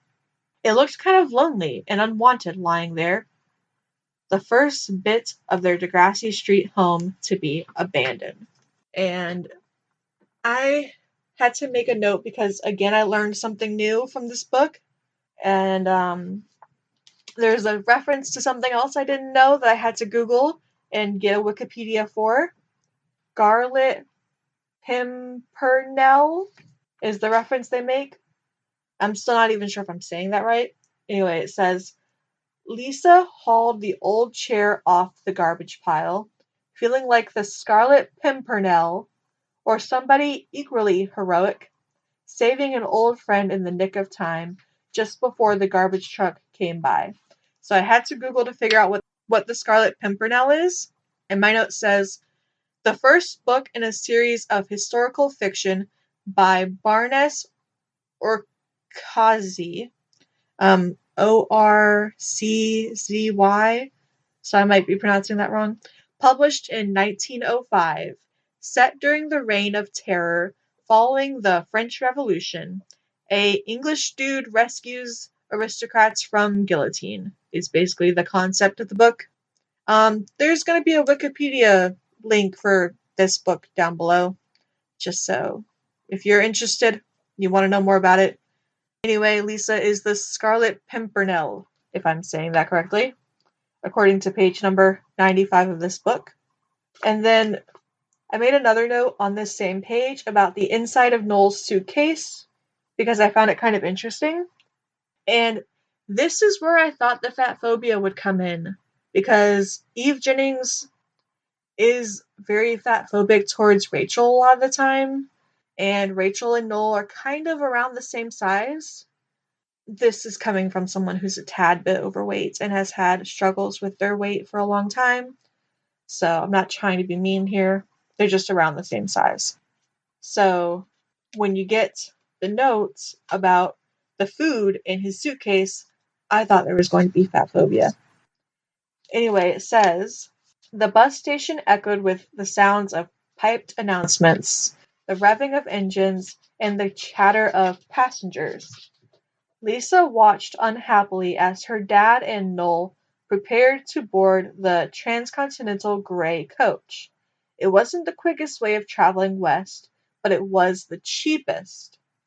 And they had to try to save expense. The suitcases had been stowed away. Noel hoisted his knapsack containing books, chocolate, and sandwiches to his shoulder as he and his father talked excitedly about the journey. So yeah, I thought the mention of chocolate and sandwiches would instantly mean that there'd be some kind of fat phobia, but thankfully, none. Very, very happy to report that. Anyway, it says, did you know it's 4,550 kilometers, Lisa? Just think, by this time tomorrow we'll still be in Ontario. It'll be great to see the Rockies. She made no response, but neither of them seemed to notice. The driver climbed aboard. There were hugs all around, and suddenly her father and brother were just faces at a window. The bus pulled away. The two left behind waved goodbye. Although Gail didn't look very happy herself, she put a comforting arm around Lisa's shoulder. Don't look so glum, honey. They're only going to be gone for a couple of weeks.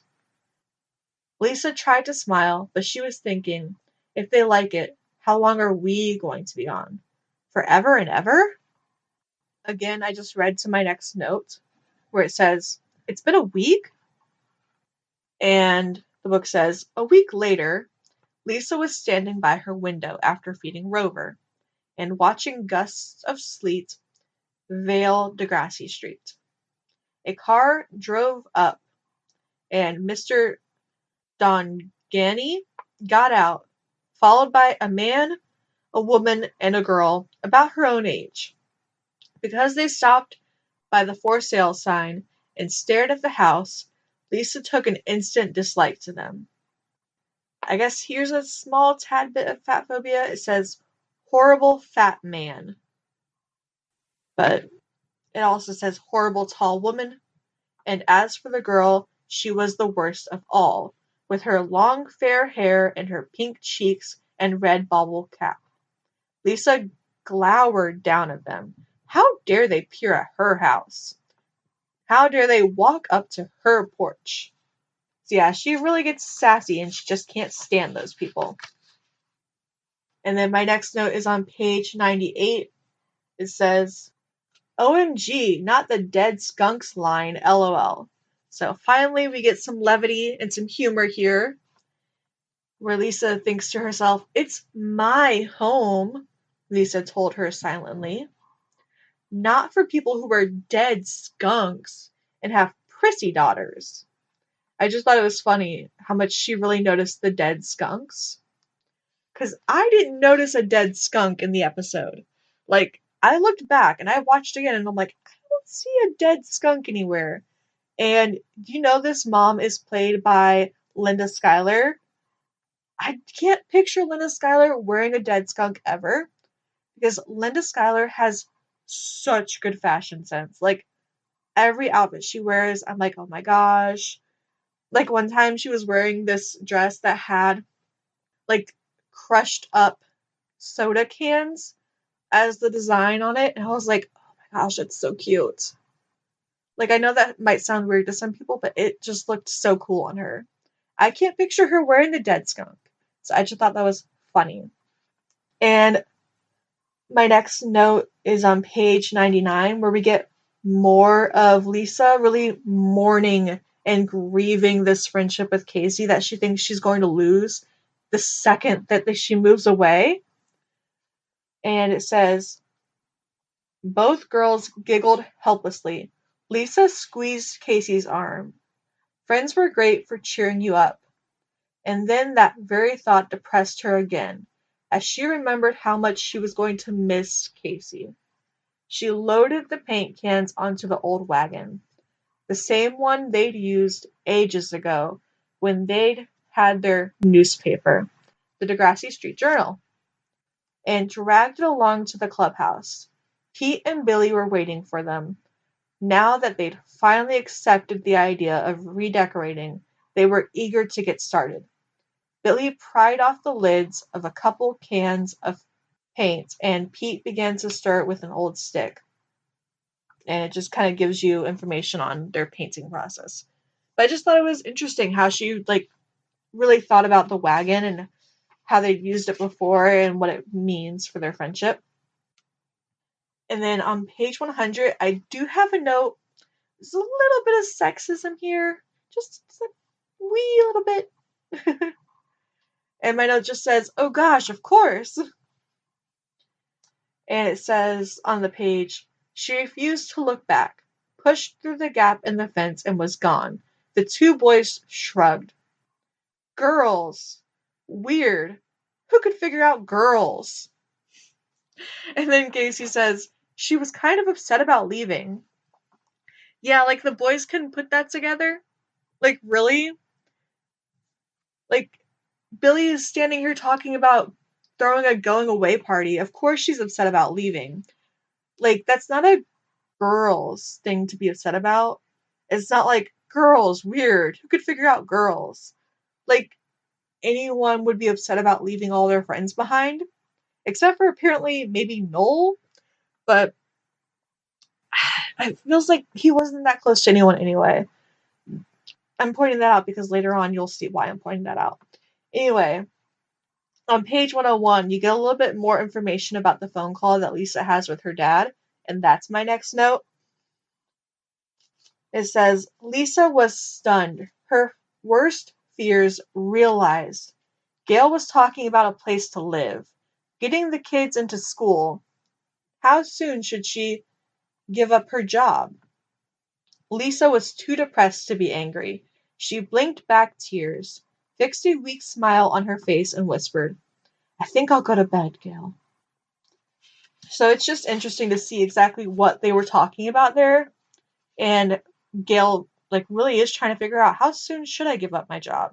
How soon are we moving? And Lisa doesn't realize that Gail's upset too. I guess Gail's really doing a good job of hiding it. And here's kind of where I was mentioning that Noel's the only one who doesn't seem upset about leaving his friends behind.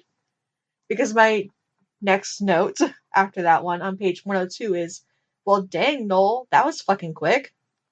And that's in reference to where it says, now that the move was all set, Mr. Canard arranged to come back to Toronto to wind up his contracting business. Noel was already fixed up in a new school and had decided to stay on in Vancouver with his uncle and aunt. Lisa suspected that he was quite happy to be out of the hassle of packing up, but was very surprised that his only goodbye to his friends was, "Say so long to Chuck and the guys for me."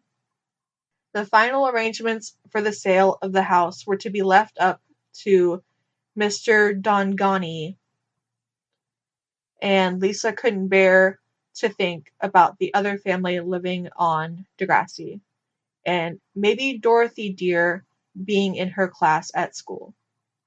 So my two notes here are, like, damn, Noel, you're not even going to say goodbye to Ida and Irene? Like, Chuck and the guys? Like, really? I do kind of like that they have Chuck makes a choice in this book, because then Chuck and the guys and Chuck and Noel being friends, that reference here, it does stick out and it is good. But, like, seriously, Ida and Irene mean nothing to you? You're not going to say goodbye to them? Is that the guys in reference here? Because, like, really? It's so heartbreaking. Especially since they don't even mention Cookie. Like, Cookie didn't come to say goodbye to Lisa when they were such good friends in Catherine Finds the Balance. Like, the last episode in this book. And Cookie is not in this episode at all. That is such a whiplash. When you're, like, watching the episodes in the book in the order that they're in the book and not in the order that they're in the series. It's like, what happened to Cookie? She was in Lisa's class. Like, why are they not hanging out in this episode when Lisa's moving away? Why is Noel not saying goodbye to Cookie and Ida and Irene? My Shayla, I guess. I don't really know what the trend means when it says that. But, like, that's how I feel like the I.N.C club, in my heart and in my soul, are besties forever. And then when you watch them not being besties forever in the show, you're like, what the fuck happened? It's heartbreaking. It's really heartbreaking. Even though I know Lisa's coming back, Noel is not. This is his last episode. And they really just, they black holed him so bad. It's so heartbreaking. Anyway, my other note was that the kid's name in this episode is Dorothy, and we do get another Dorothy in Degrassi Junior High, but it's not played by the same actress. I just like how they reused the name and most people don't even notice. Anyway, my next note isn't until page 105, when you get more information to Lisa and Casey's friendship. They are such good friends, and Lisa would never black hole Casey the way Noel does with Ida and Irene and Cookie. I will not give that up. I will not drop that subject. Anyway, I guess I will now. It says, the girls glared at each other. Casey tossed her head. I guess we're not friends then, because Lisa decided to drop the water safety class that she was taking to be with Casey. Anyway, I guess not, said Lisa. She grabbed her bag and stormed out without turning to see that the look on Casey's face was suddenly sad and hurt. Casey went slowly and unhappily back to the pool. She and Lisa had only ever had one really bad quarrel. They really keep saying quarrel in this book instead of fight. And they'd both been so unhappy, they'd vowed that they would never let it happen again. And now, just when Lisa was going away, and they might not see each other for years, this had to happen. Lisa flounced in a thoroughly bad temper, and she stamped up the porch steps and into the house, aiming a petulant kick at the cardboard boxes full of books that had been stacked by the door and ready for moving. And then my next note isn't until page 107, And my note says, I truly hate this part and how scared Lisa gets. It says, she wiped away furiously at her tears and headed for the staircase. She turned to toss back over her shoulder. So you're not the only one who's hurt, little girl. For a moment, Lisa was stunned by the outburst. Then a loud crash brought her running to the staircase. Gail! The baby! Suppose something awful had happened, and it was all her fault. Gail was sitting halfway down the steps, books all around her. Lisa felt an enormous surge of relief that it was only the stack of encyclopedias on the stairs that had tumbled. She came down slowly and sat just above her stepmother. So just the way that they describe it really just made me like so upset. The way that Gail really yells at her. And like, I try to be nice about it here because like hormones. She's pregnant. And I'm thinking it's her first ever pregnancy. I could be so wrong. It could be like maybe she's had a baby in the past. I don't know. But she doesn't know how to balance all these emotions. She's giving up her job, which she loves. And she's pregnant. And she has to move away from all of her friends. And Lisa's not making it any easier. But Lisa's giving up so much too. And it's neither one of their faults. Really. It's Lisa's dad's fault. And he's all the way in Vancouver, not even noticing anything. But like, and maybe this is just me, but women are taught to keep sweet so much, especially back then, that they couldn't speak up and say like, hey, I'm upset. And I hate all the bad parenting in one book. Like, could you give us some levity here? My gosh. We need a B plot, please. Anyway, my next note is on page 108, where we kind of get to see what Lisa really learned. And it's interesting to see, like, what exactly the lesson is supposed to be here. Because I feel like this is a hard lesson for anyone to learn, but especially kids. Anyway, on page 108, it says, they hugged each other. Lisa had never felt quite so close to her stepmother before. So even grown-ups got butterflies inside, just like little kids, and got angry because they were frightened. So, like, that's what Lisa learned. And I don't know if that's supposed to be the lesson here, but yeah, everybody gets angry because they're frightened, apparently, is what Lisa learns. And maybe that's what the lesson's supposed to be. I'm really not sure. That's what I gleaned. That's what Lisa learned. And then my next note is on the very next page, and it says, I really do love how quickly they make up from their fights. Because the book says, she hurried back to the pool and slipped quietly into the dressing room. She changed swiftly, and in a few minutes, she was back on the side of the pool.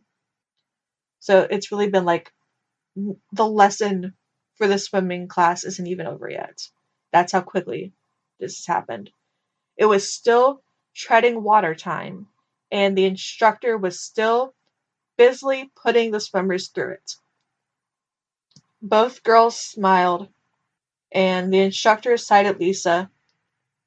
What are you doing out there? Don't just stand there. Get in the water.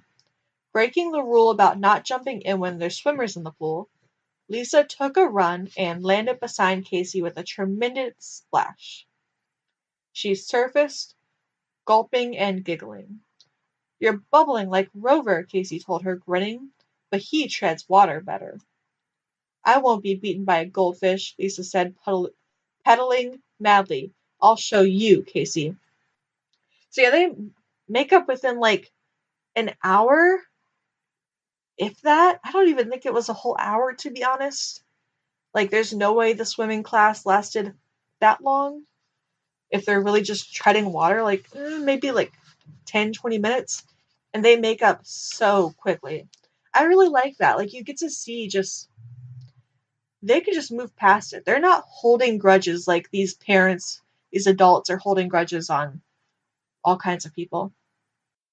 Actually, ending me is so lost here. How far away does Lisa live from the pool? How is she walking home, having this big fight with Gail, and then walking back and changing clothes that quickly? How, what is the timeline? I'm so confused. How long is the swim class? It feels like it has to be forever. I don't know how far away the pool is. I feel so lost. It doesn't fully matter, but it kind of does matter. But let's move on. And then my next note is on page 110. And my next note says, I do love Ida with her camera. I hate that Noel wouldn't even say goodbye to her. Again, I'm not dropping this. The I.N.C Club is the rock of Kids of Degrassi Street to me, personally. That clubhouse and the kids that roam around in it are the rock of this series. And this series matters so much to me. Like, why am I about to cry? I just really fucking love them. I didn't have friends like this when I was a kid. I had a clubhouse when I was a kid, but that was my brother and sisters, more my sister's friends than my brother's, but their friends that happened to put up with me because I didn't have friends my age on my street really, other than that one girl I had a crush on, whose parents were also divorced. But she bullied the hell out of me. She was Ida's better than her. So she wasn't really my friend. I didn't have friends like this when I was their age. And the fact that Noel wouldn't even say goodbye to Ida and Irene and Cookie, like, Cookie was missing the hell out of them. Cookie needed them. And she didn't get that closure. She didn't get to see Noel move around and say goodbye. And I just, anyway, so having Ida standing there filming it all and Noel still didn't come back and say goodbye, that is like the nail in the coffin. That is just like a stab in the heart. I can't fucking even with this. Noel, I don't know what Ida did to you to make y'all stop being part of the I.N.C club, but get the fuck over it and say goodbye to your friends. Oh my god, I can't even with you. You are such a boy. I want to pimp slap you across your face. I just, ugh.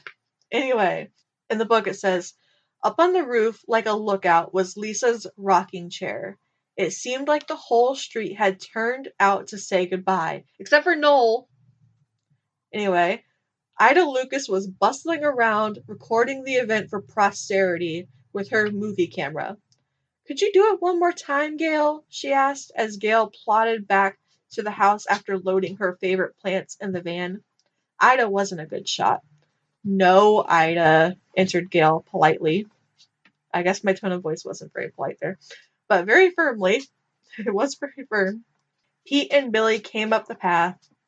Hoping for an Oscar nomination, Ida? Pete asked, scuttling into the house before she could retaliate. In the living room, bare of all the furniture, Lisa and Casey were saying their goodbyes. And we'll finish on a light-hearted, sweet note that I found so fucking adorable. My last note for the whole book is OMG, they did the cute kids words again. So you'll remember we're making a whole lot of references to Lisa Makes the Headlines here, and we're going to do another one. In Lisa Makes the Headlines, the book version, they have a kid's spelling of journal. And there's also another one in Irene Moves In where they have a kid's spelling of human beings instead of human beings. They did another kid's spelling here. And the Irene Moves In episode is in the Lisa Makes the Headlines book. So again, Lisa Makes the Headlines. I love the wrap-up points they do here. Like Ida filming the way she does in Ida Makes a Movie. Ida always with her camera, Ida being a director, and Lisa saying the wrong words, and kids in general saying the wrong words. They do a kid's word here. When they're talking about the ocean and how Lisa's dad is going to make her a sailboat so she can sail the ocean, it says, and I have to be specific here because they say specific, but I'm really bad at pronouncing it. This is where my speech impediment, this is the word where my speech impediment comes out the most. Anyway, it says, she said proudly, Dad's going to build a sailboat and teach me how to sail the Pacific Ocean. And it says Pacific. And then it says, what a good thing you'd learn to tread water, said Casey, grinning. It's very deep, the Pacific Ocean. As Lisa climbed aboard the van, she added, here, don't forget Rover. She raised her goldfish bowl. He's for you, Casey. He'd be scared in the Pacific. Really? Thanks. I'll make sure he practices treading water. The friends smiled at each other, kidding to cover up the sad moments of parting. We'll write lots of letters, Lisa said. Sure, lots and lots. As the van pulled away, Lisa leaned out to wave. Casey stood on the sidewalk nursing the bowl and looking a little forlorn. My first and very best friend, Lisa thought. I guess there'll be new friends in Vancouver, but there'll never be another one like Casey. So, yeah, my last note is just to point out Pacific Ocean. I just really fucking love that. I think it's so adorable when they really put in that detail of this is the Pacific Ocean, human beings, the journal is spelled wrong on purpose. These are kids, and it's just so fucking cute to let them be kids. We don't need to force them to grow up all the time. But they go through such hard shit that you expect them to grow up right away. But nah, this is the Pacific Ocean. They're kids. It's specifically the Pacific Ocean. And oh, I love that. Anyway, that was Catherine Finds Her Balance and Other Stories. And our next episode will be our last Kids of Degrassi Street book. Noel Buys a Suit and Other Stories. So excited about it. And you can catch it next time here on Bruce Mackey's Library. And for other cool Degrassi stuff, you can follow me on Instagram at Lucy0520. Or if you want to find some cool Bruce Mackey's Library merchandise, you can buy that on my Redbubble at Sierra Lucy 05 on Redbubble. There's a link to it in my bio on my Instagram. Bye, Degrassi readers. Catch you next time.